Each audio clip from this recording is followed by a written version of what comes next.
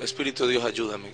Los que llevan años escuchando a predicadores y conocen varios estilos de predicación, yo creo que van a estar de acuerdo conmigo en este sentido que voy a mencionar.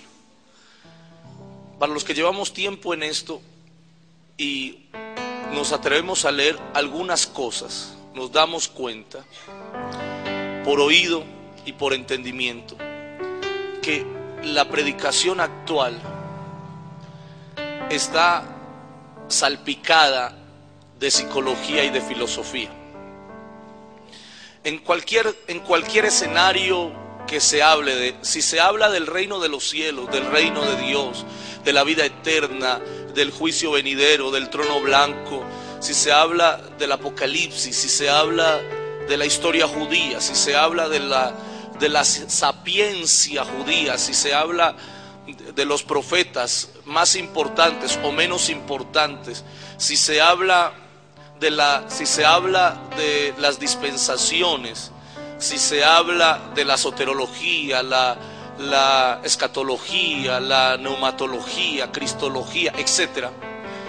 Todos esos temas, e inclusive temas de revelación individual que parten de los predicadores modernos, están salpicados ya sea de la virtud de Sócrates, del mundo de las ideas de Platón o del cambio paulatino que dice Aristóteles. Algunos no solamente se quedan ahí, sino que son neoplatónicos y practican un concepto aristotélico más allá del que dijo Santo Tomás de Aquino en el Corpus Christi. Otros de pronto se van mucho más allá y van en Descartes o en Hume, estos filósofos medievales, y algunos toman ideas sin saberlo de los maestros de la sospecha, de Marx, de Hegel, de Freud. Ahora, no lo hacen conscientemente. Debo usar de la benignidad que muchos de los predicadores lo hacen inconscientemente. Sin embargo, tomar consciente o inconscientemente es la verdad. La filosofía y la psicología se ha apoderado de los predicadores, ya sea consciente o inconscientemente. Aquellos que saben lo que están diciendo y otros que por ignorancia adoptan cosas y creen que son posiciones proféticas de Pablo o de Pedro. Nuestros grandes teólogos sin duda son Moisés, Samuel, Elías, Pablo y Pedro. Ellos son la columna vertebral de la teología nuestra. Ahora, los teólogos antiguos y modernos desde el siglo III, comenzando en San Agustín de Hipona, trataron de interpretarlos y nos quedamos con la interpretación de San Agustín de Hipona, por ejemplo. La mayoría de iglesias cristianas en el mundo nos quedamos con la interpretación de Pablo y de Pedro, de lo que hizo San Agustín de Hipona en la sistematología de la teología, en la interpretación de la Trinidad, etcétera. Pero esto es mucho más sencillo. Vamos a dejar al lado un poquito la hermenéutica y la homilética. Estas dos señoras, dejémoslas a un lado y hablemos de lo sencillo del Evangelio, de esa Biblia que no ha sido manoseada, de esa Biblia que no se interpreta, sino que se lee y se oye, sin sacar conjeturas, sin desmarañar nada en la Biblia. Y es hablar de esa ternura de Dios,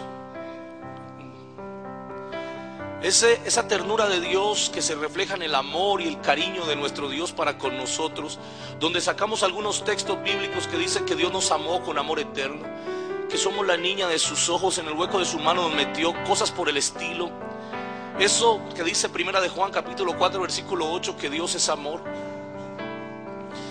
y que se ha entronado en un sitial muy relevante en la predicación de nuestros días, casi rayando con un concepto alcahueta bíblica en términos humanos. Es decir, ese amor de Dios irreprochable, inequívoco, ese amor de Dios eterno, incondicional, que tiene razón algunos predicadores, que es así, es más, nos quedamos corticos al hablar, pero ese amor y esa ternura de Dios se va a enfrentar algún día se va a enfrentar, ya sea individual o colectivamente, al juicio de Dios, a la justicia de Dios. Es decir, hay un extremo en la Biblia que se ha querido convertir en lo medular de la escritura. Me explico. Hay un extremo predicado que habla del exagerado amor de Dios, que tienen razón en predicarlo, pero pasa de un extremo y se queda en lo medular, en el meollo de la situación, en la parte central del evangelio.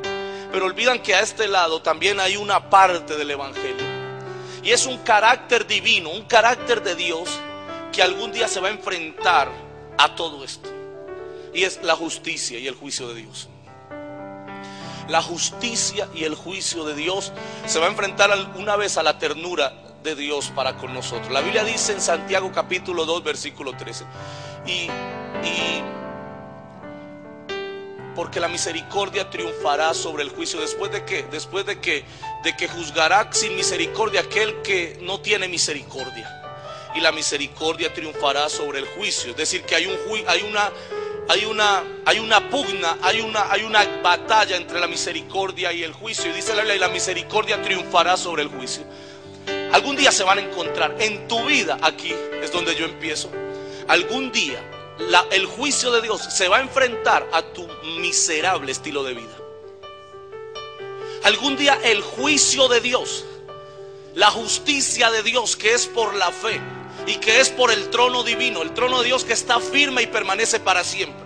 La justicia de Dios, que es desde la eternidad hasta la eternidad, como la misma misericordia, que desde donde nace el sol hasta donde se oculta, así es esa justicia de Dios. Se va a enfrentar a tu estilo de vida repleto de irresponsabilidad, póngame atención, de una flexibilidad, porque algunos tienen una vida es flexible, se estira para donde más le convenga. Ese estilo de vida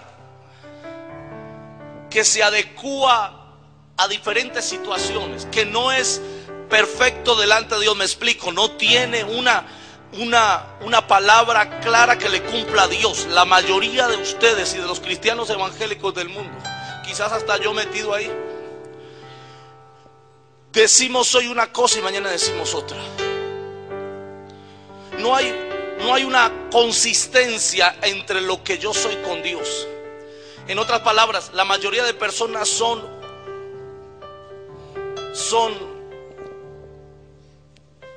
desconfiables a los ojos de Dios.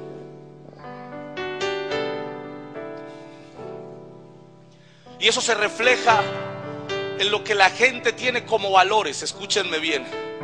Déjenme decirles que lo que la gente habla de valores, que hay que volver a los valores, no sé qué, ese tipo de discurso trillado de los valores, la tolerancia, y de ahí sacan el aceptar un tercer sexo, el aceptar la comunidad LGTB, etcétera, que hoy lamentablemente se está celebrando el Día del Orgullo Gay, por ejemplo. En nuestra ciudad hoy Sodoma y Gomorra sale por nuestras calles desfilando. Sodoma y Gomorra desfilando, hombres vestidos de mariposas y mujeres de hombre y mostrando sus senos, etcétera. Ese Sodoma y Gomorra hoy en las calles de Medellín están en eso ya. Y sobre esos valores de la virtud, la verdad, la tolerancia, la honestidad, etcétera, ¿qué es lo que le falta a Colombia? Eso es psicología extraída de la misma Biblia. Es decir, han tomado los valores de la Biblia y han alejado a Dios de esos valores, Porque cuando hablamos de honestidad, verdad, pureza, sinceridad, respeto, eso está en la Biblia, pero dependen del trono de Dios, de la sustancia de Dios. Pero entonces han quitado a Dios como quien le quita la cáscara a una fruta y muestra la fruta. Pero esos valores no tienen sentido sin el que da esos valores. Eso hace la psicología. Alejando a Dios alejan a Dios de la realidad de lo que es. Entonces dicen yo puedo ser bueno sin Dios. Yo puedo ser un hombre sincero sin Dios. Yo puedo ser un hombre honesto sin Dios. Eso es una farsa. Eso es una farsa. La gente se considera buena porque no mata a alguien. ¿Han visto ese concepto? O porque no le roban a alguien. Sin embargo hay una cúpula de manifestaciones antagónicas que para ellos no es comparable al robar y al matar, pero son igualmente peligrosas. La mentira, la inmundicia, el pecado, etc. ¿A dónde quiero llegar yo esta mañana? Al dolor de ver que la mayoría de cristianos evangélicos han perdido el temor de Dios. La mayoría de cristianos evangélicos, porque saben que Dios los ama.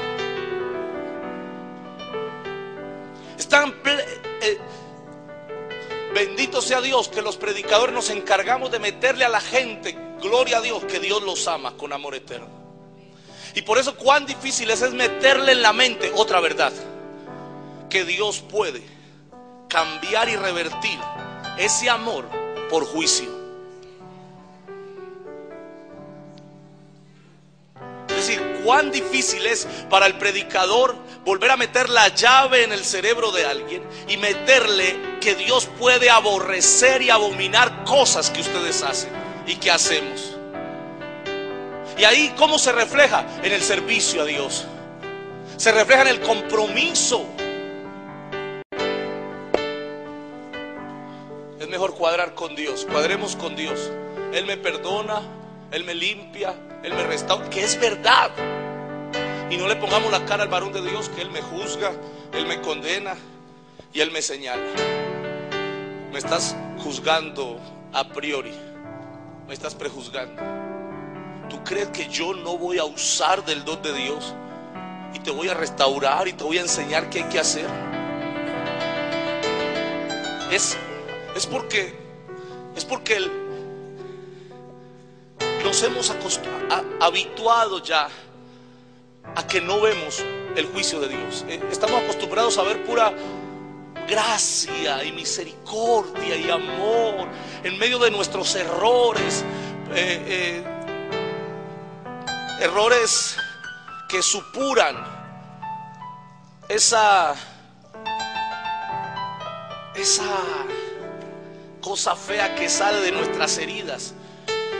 Y no hemos visto, por ejemplo, a alguien entrar al templo, a la casa de Dios frente al apóstol, y que caiga muerto frente a él a sus pies, como Ananías y Zafira en el libro de los Hechos capítulo 5.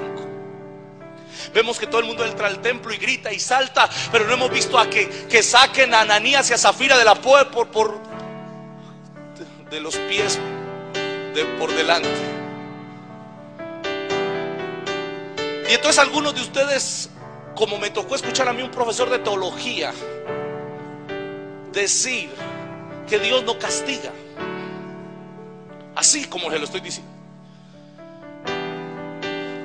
Hay cientos de pasajes bíblicos que hablan del castigo de Dios, literalmente.